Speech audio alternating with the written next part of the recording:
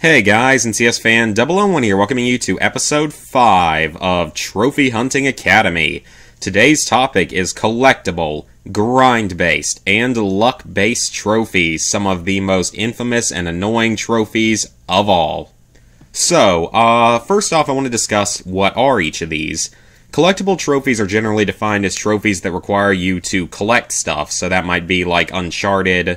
As a good example is the Uncharted games. You have to collect usually 100 treasures in a game. Go through the game, collect 100 treasures spread out between all the chapters. That would be an example of a collectible trophy. A grind-based trophy, meanwhile, would be something more along the lines of doing an action repetitively over and over again until you get the trophy for it.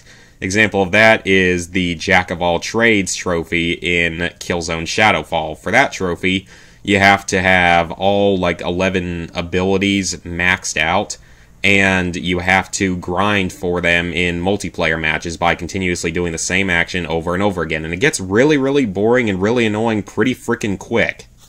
The third type of trophy is luck-based trophies. Now this one I think is the only one that actually doesn't have its own specific like tag for trophies for a trophy guide on PSN profiles, and I would hope that they would add that in because that's actually a really good one to add in. But luck-based trophies are exactly what they sound like. It requires a certain amount of luck to get them.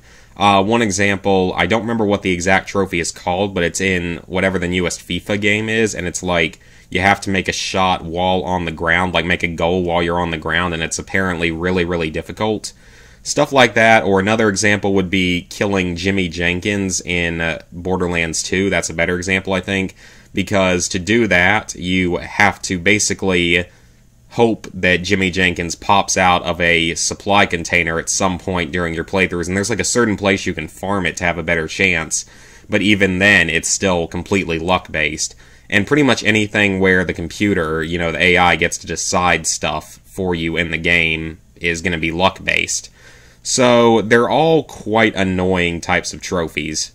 Now, one thing I'm going to do with this is I'm going to get my Facebook group. I'm going to put a poll up in the Facebook group and see what everyone hates the most. Luck-based trophies, grind-based trophies, or collectible trophies.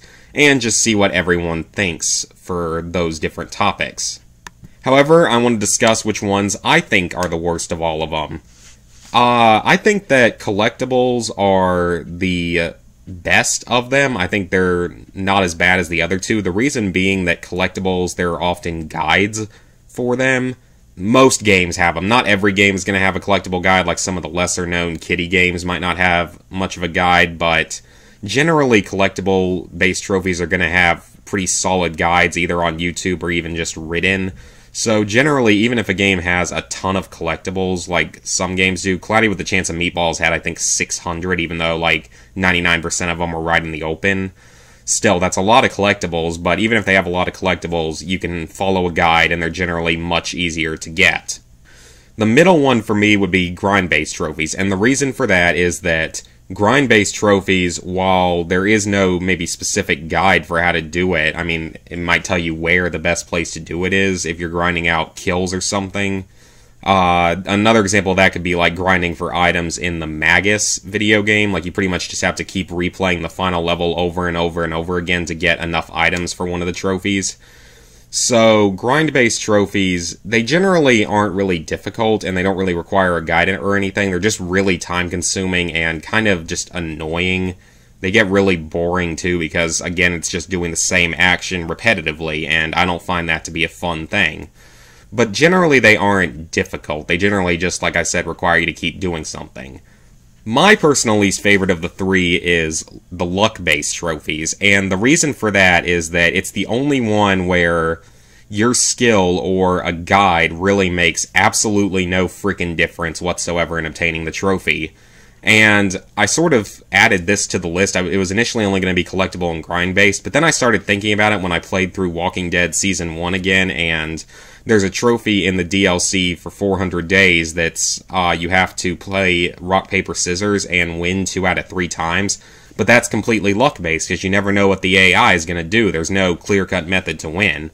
So I don't like luck-based trophies because they really just they don't require any skill. It's just dumb luck as to whether or not you get the action you need to happen in a reasonable amount of time. Again, like, it could be only take one try sometimes. You might get Jimmy Jenkins to pop out on your first try, or you might be like me and take literally 100 tries to get it.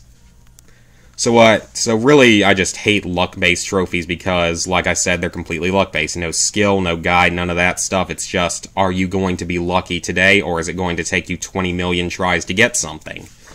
So that's sort of my analysis of those 3 different types of trophies, and I want you guys in the comments, as well as what I'm going to post on my Facebook trophy hunting group, to tell me which one you like the most, or which one you like the least, or rank them, or do whatever you want with that. Just let me know.